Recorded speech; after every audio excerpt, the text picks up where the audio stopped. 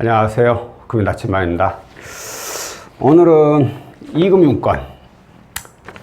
이금융권이라면은 저희가 주로 취급하고 있는 이 캐피탈 그리고 저축은행 있죠.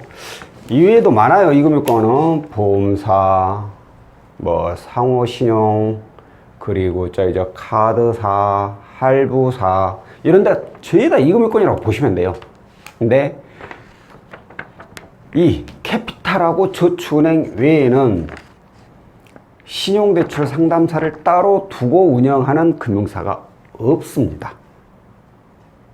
그렇기 때문에 저 역시 알려드릴 수 있는 이 신용대출 자격조건도 이 캐피탈하고 저축은행에 한정되어서 얘기를 드릴 수가 있고요. 자, 그렇다면 지금부터 이 캐피탈하고 저축은행 신용대출 자격조건에서 안내를 해드릴게요. 자, 직업을 나누면 크게 세 가지 직업으로 나눌 수 있죠. 직장인, 그리고 자영업자, 그리고 프리랜서. 여기에 속하죠. 직장인, 자영업, 곧 개인 사업자를 말하고 프리랜서. 자, 직장인하고 자영업자는 뭐 정해져 있죠. 직장인은 4대 보험 적용자도 되고 적용되지 않은 분들도 직장인에 속하고, 뭐 자영업자는 개인 사업자니까. 자, 프리랜서가 애매합니다. 우리나라에는 프리랜서의 종류가 업종이라 해야 될까요? 굉장히 많아요. 그냥 어디에 소속되지 않고 내가 어떤 프로젝트를 따와서 그걸 일하면 그 해당 업체에서 나는 돈을 받는 거죠. 그 일할 때만큼, 프로젝트를 운영할 때만큼은. 그리고 그게 끝나면 또 다른 회사의 프로젝트를 따오거나. 이렇게 프리랜서의 종류는 굉장히 많은데, 금융사에서 취급하는 대부분의 이 프리랜서는 자, 학습지 교사, 그리고 보험 설계사, 그리고 저기죠, 그 코디, 저기죠, 뭡니까? 정수기, 코디, 그리고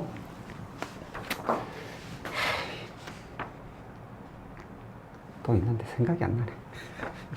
대표적인 이런 식의 뭐 등이라고 할게요. 몇 군데가 있어요. 그러니까 한마디로 소속되어 있는 업체가 확실하고, 그리고 거기서 급여, 프리랜서에도 급여는 다 나오죠.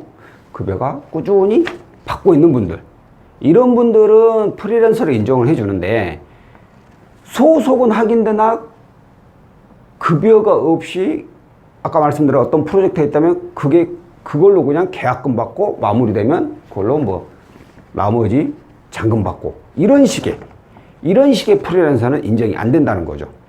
급여가 딱딱 들어와야 된다는 거죠.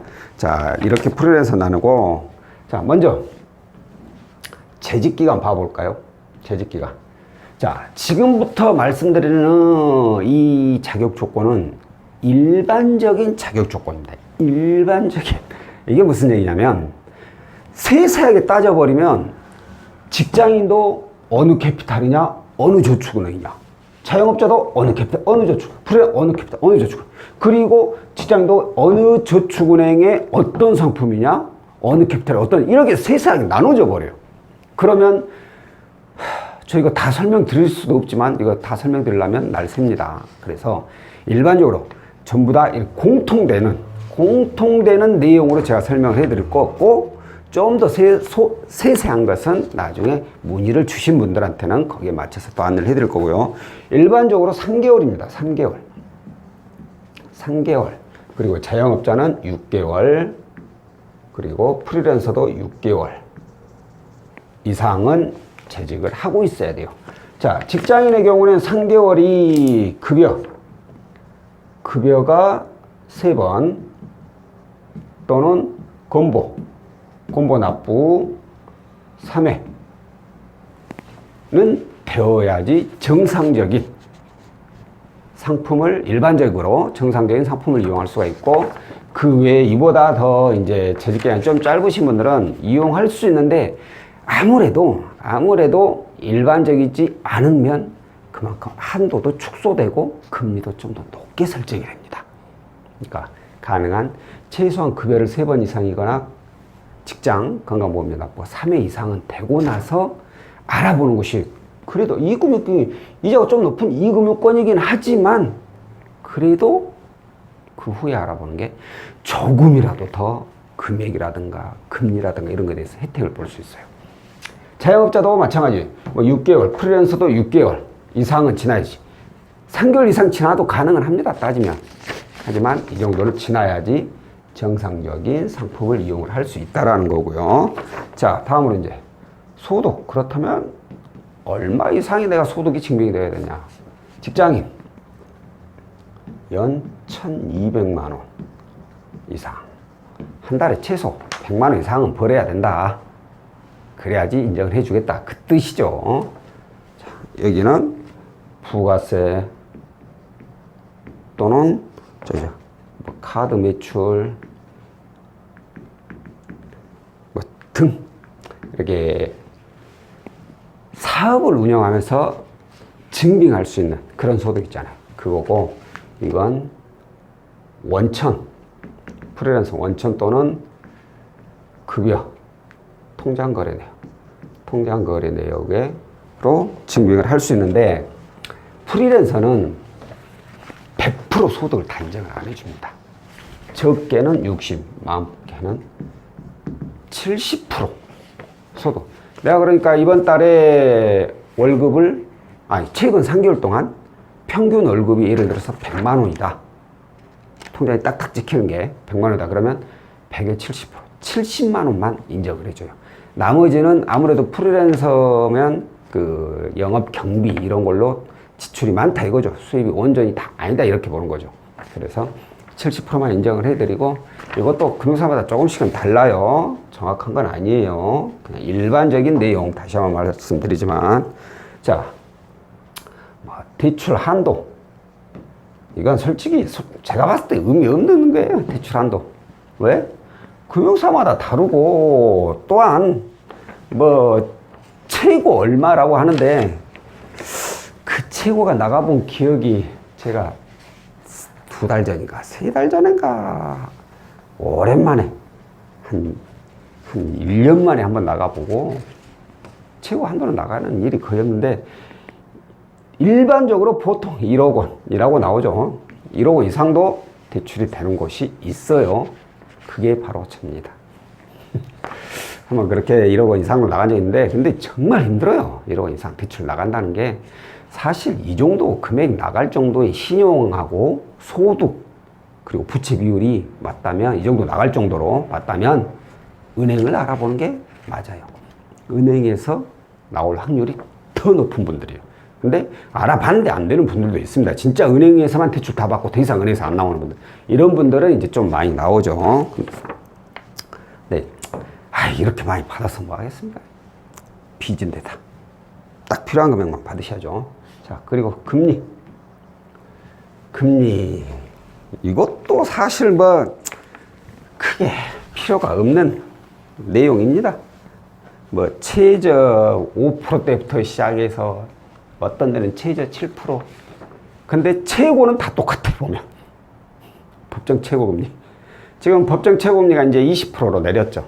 그렇기 때문에 최저 몇 프로부터 최고 20%. 대부분 이렇습니다. 근데 최저는 적용되는 분이 거의 없죠. 대출 한도처럼 최저 금리가 적용될 정도면 일단은 은행부터 알아보셔야 돼요. 그분은 은행에서 나올 확률이 높은 분이에요. 네, 알아봤는데 안 되는 분들은 어쩔 수 없이 이거 이용해야겠지만, 근데 저는 이제 최저 얼마라기보다는 신용이 최상위권, 최상위, 이분들이 어느 정도냐면, 은행에서 그러니까 대출도 은행밖에 없어. 은행 한두 건 정도만 있고 연체 한 번 한 적도 없고, 이러신 분들은 신용이 점수가 굉장히 높습니다. 나이스 거의 뭐 850점대 이상, 그리고 올 크레딧 900점대 이상 이렇게 나와요. 정말 점수 잘 나오신, 높게 나오신 이런 분들은 10% 미만의 금리가 나올 수 있는 확률이 있습니다. 근데 그게 아닌 일반적으로 나가는 평균 금리를 따져보면 10%대 중반이라고 보시면 돼요. 그러니까 우리가 흔히 알고 있는 은행에도 있고, 뭐 카드론도 좀 쓰고, 뭐 다른 뭐 캐피탈 저축은행도 한두 건씩 이용하고 있고, 이러신 분들은 신용이 뭐 옛날 등급으로 따지면 보통 한 5, 6, 7? 그 정도 사이에 있는 분들은 10%대 중반 나올 확률이 높고, 3, 4등급 정도로 최상위는 아니지만 그래도 괜찮으신 분들, 그런 분이 있죠. 뭐 나이스는 750점 이상, 올크레딧이 700점 이상인가? 아닌데 650점 이상인가? 700점 이상 이 정도 나오신 분들, 이런 분들은 10%대 초반에도 가능합니다. 요즘 그래도 법정 최고금리가 조금씩 낮아져서 진짜 적용되는 금리가 점점 낮아진다는 걸 저는 체감을 합니다.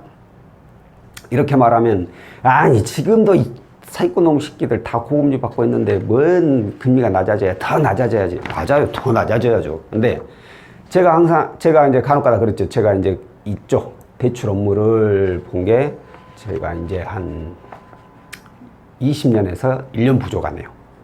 한 20년 가까이 일을 하는데 제 처음 이 일을 할 때 최고금리가 66%였어요.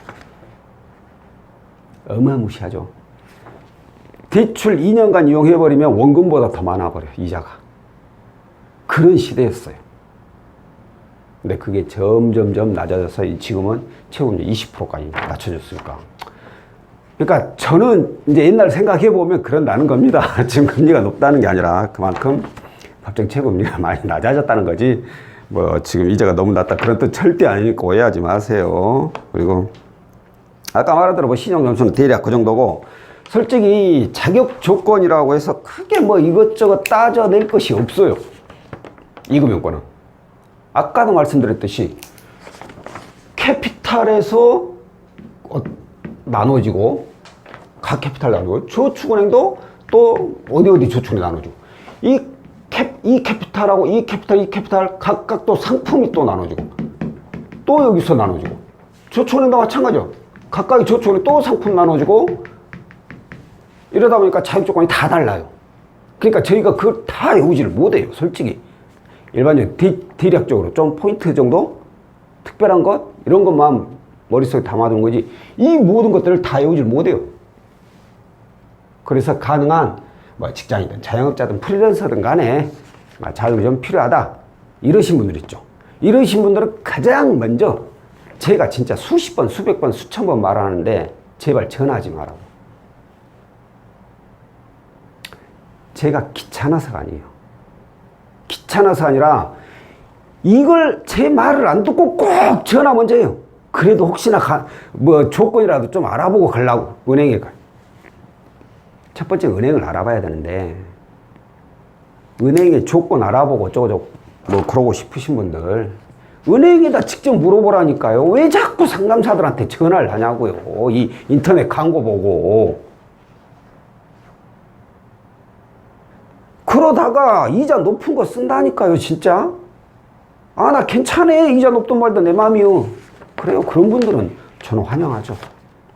저 실적 올려야 되니까 저는 그런 분들 굉장히 환영합니다.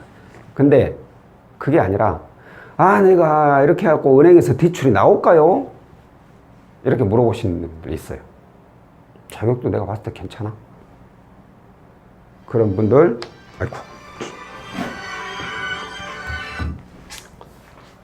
그런 분들 만약에 좀 욕심내는 상담사라면 말 돌려버리죠. 이것저것 조건 물어보고, 아, 뭐 은행은 지금 어렵겠어요. 일단 이자 좀 높더라도 이거 이용하시다가 나중에 신용 좀 좋아지시면 그때 제가 은행에 채무료로 대안해 드릴게요. 네 인정을 뭐 대안해 줄 거 있으면 지금 은행에서 받지, 뭐 어떻게 그때 가서 받아. 말도 안 되는 소리지. 이렇게 넘어간다니까요. 제 영상 보신 분들 중에 이렇게 넘어가서 이금융권 이용하신 분들이 어마어마할 겁니다. 그래서 제가 은행부터 알아보시라고, 상담사들 전화하지 말고, 그 그렇게 얘기하는데 당해놓고도 또 전화해요. 아, 내가 은행 이거 조건 될까요?